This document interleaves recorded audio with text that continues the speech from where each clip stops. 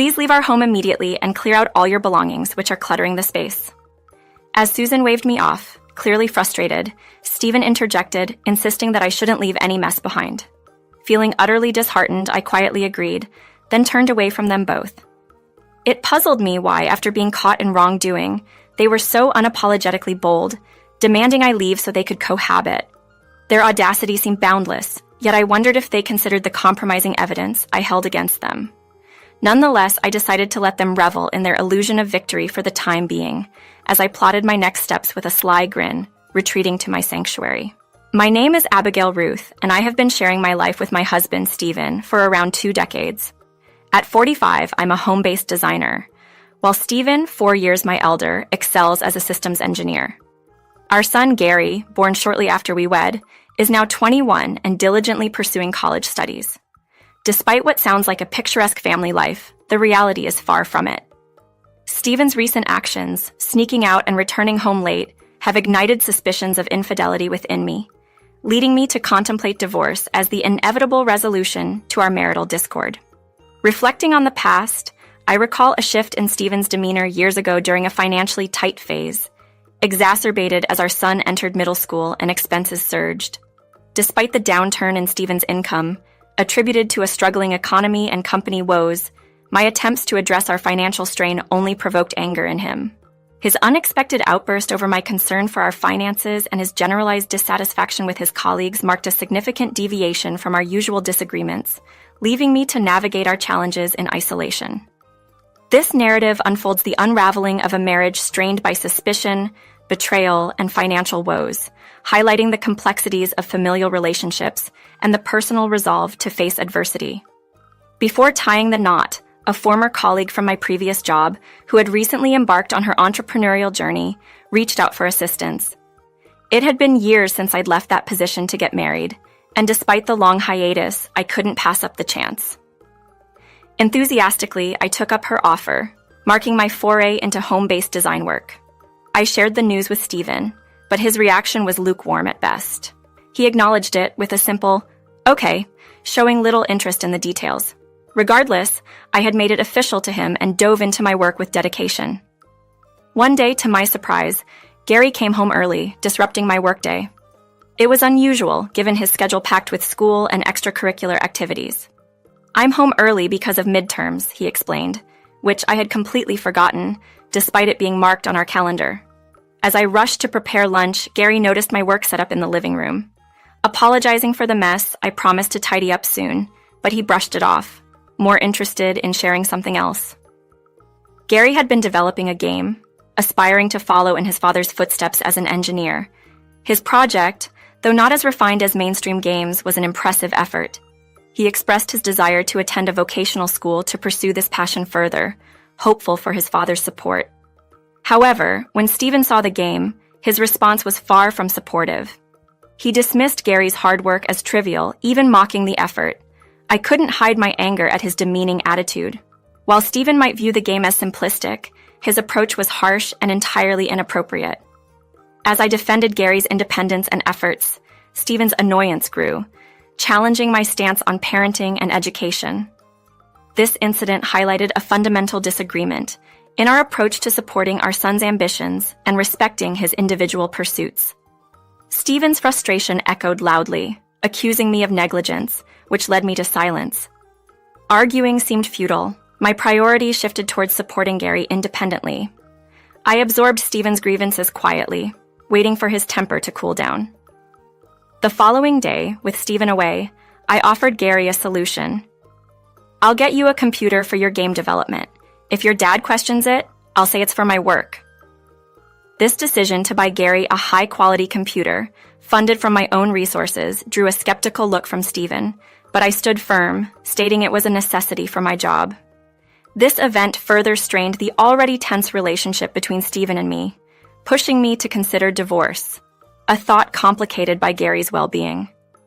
As I navigated these turbulent thoughts, Gary embarked on his college journey, determined to pursue his passion despite anticipating his father's approval. Gary's maturity and cleverness gave me hope that we could manage through potential changes, including divorce. One day, Gary returned from college, visibly distressed, which immediately alarmed me. After some hesitation, he revealed a shocking observation. He had seen Stephen with another woman. Gary's recount of the day highlighted an unexpected turn of events.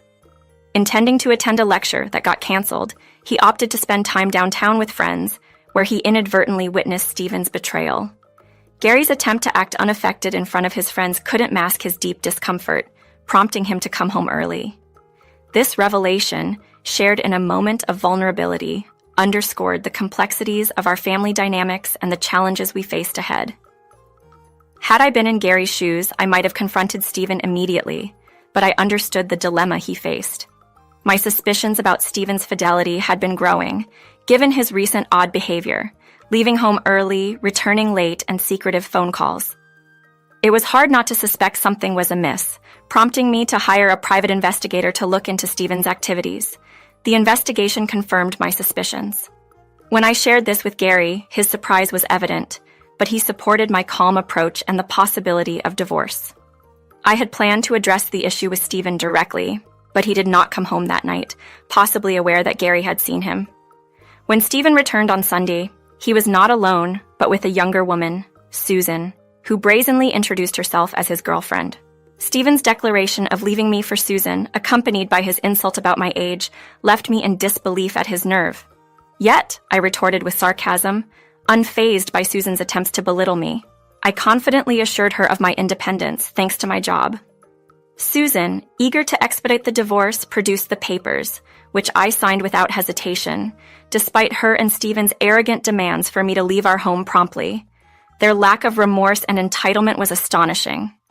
Instead of offering apologies, they were combative, insisting on their right to be together. Their behavior was beyond disrespectful, but I remained composed, secretly holding evidence of Stephen's infidelity that could significantly influence our divorce proceedings. As I walked away, I couldn't help but smirk at the irony of their confidence, already plotting my next moves with a sense of assurance in my eventual vindication. Before starting to pack up my life, I made a call to organize a junk removal service to clear out what I no longer needed. As I began to sort through my belongings, Gary came home. From my room, I could overhear a heated discussion between him and Stephen, which quickly escalated into an argument. Gary was confronting his father about the infidelity, suggesting he owed me an apology. Stephen's dismissive response silenced the exchange, and soon after, the house fell quiet. Curious, I peeked into the living room to find only Gary. He informed me that Stephen and his companion had left for a trip, a revelation that sparked a mix of emotions, but ultimately left me feeling liberated. With Stephen gone, the path was clear for me to enact my plan without interference. I shared my decision to divorce and move out with Gary, who didn't hesitate to support the idea and prepare for the move.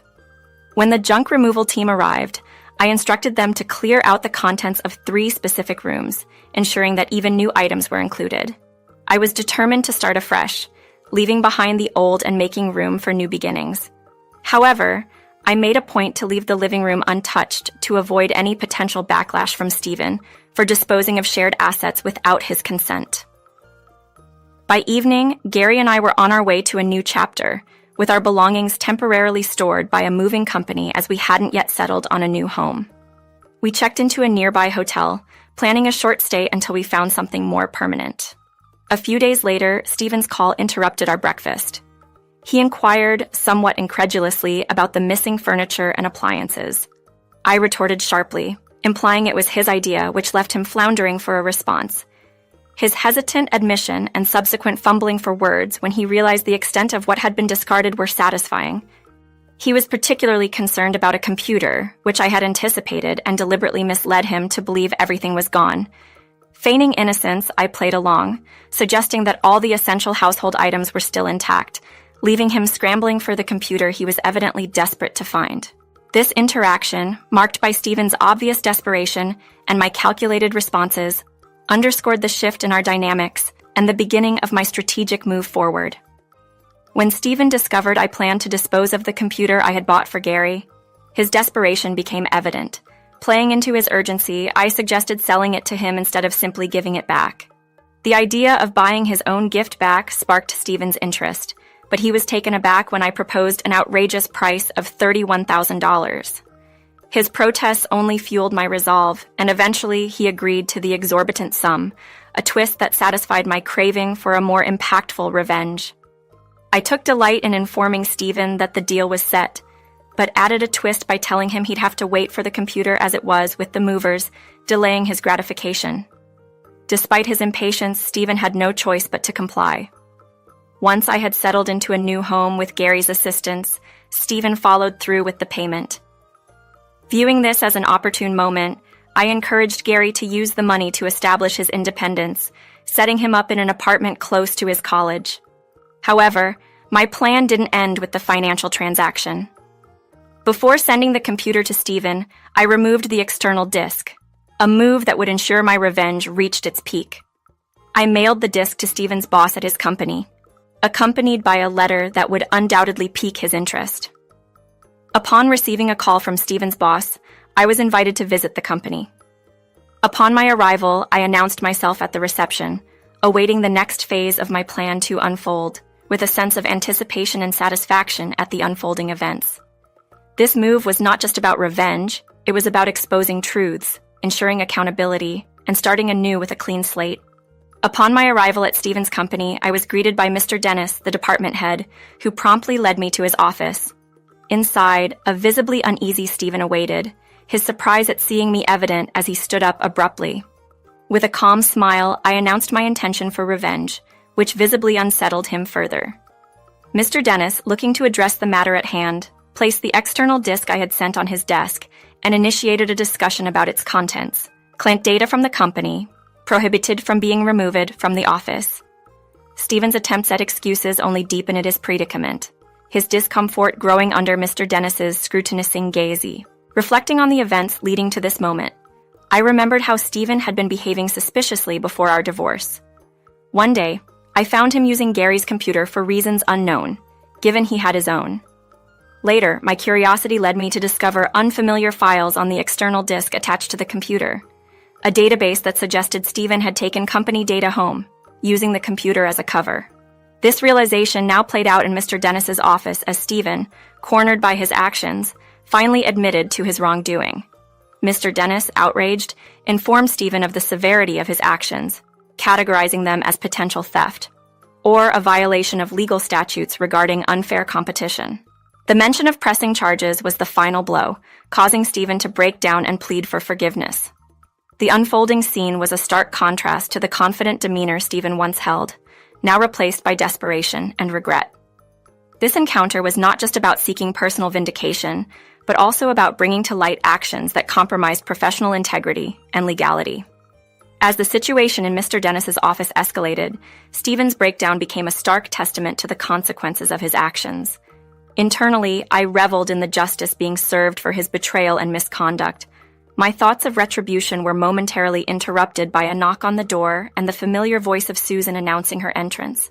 Her surprise and subsequent outburst upon seeing me added another layer of complexity to the unfolding drama. Susan's attempt to dismiss me was quickly stifled by her realization of Mr. Dennis's disapproving gaze. The tension in the room escalated as Mr. Dennis directed his inquiry towards Susan, specifically about her plans to start a business in the same industry as their company and her role in managing customer data. It became clear to me that Susan and Stephen had conspired to misuse client data to benefit Susan's nascent business, with Stephen planning to join her later. This revelation stripped away any lingering interest I had in their downfall. Their scheme, predicated on exploiting the hard work of others, seemed pitifully short-sighted. Mr. Dennis, diligent in his responsibilities, revealed that an investigation had uncovered a potential data leak. This development suggested that Susan's actions, possibly in collaboration with Stephen, were under scrutiny for compromising client data integrity. The gravity of the situation was undeniable, with both Stephen and Susan facing serious allegations. Their short-sighted ambition, risking legal and professional fallout for immediate gain, painted a clear picture of desperation and moral bankruptcy. The unfolding events in Mr. Dennis's office underscored a narrative of accountability, revealing the far-reaching implications of unethical conduct in the professional realm. In the thick of their argument, Susan tried deflecting blame onto Stephen, who wasn't having any of it and fired back with accusations of his own. It was a classic case of pointing fingers, each trying to outdo the other in denying responsibility. Amid their heated exchange, I revealed a twist in the tale, evidence of Susan's infidelity, captured in a photograph of her with another man, which I had laid out on the table. This bombshell left Stephen dumbfounded and Susan scrambling for an explanation. Their squabble quickly devolved into a cacophony of excuses and denials, each pettier than the last. Watching them, I couldn't help but remark on the irony of their situation, especially given Stephen's previous disdainful comments about age. The revelation seemed to hit Stephen hard, silencing him momentarily as he pondered his own words. Mr. Dennis, witnessing enough of their drama, stepped in to underscore the seriousness of their actions, reminding them that their personal vendettas had crossed into criminal territory. His firm stance left Susan speechless and marked the beginning of real consequences for their actions. The company wasted no time in taking legal action against both Stephen and Susan for theft, among other charges, further complicating their situation with a civil lawsuit for damages. Susan's aspirations for her business and her personal life both took a nosedive as she faced the repercussions of her actions. As they confronted the legal system, their defenses seemed weak against the solid evidence of their misconduct. The trial loomed large, promising to be a display of justice in action, with both facing potential financial ruin as a result. Through this turmoil, I found peace and a sense of liberation, focusing on my design work and the stability it offered. Gary's personal growth and the potential for future family joys added a layer of happiness to my life.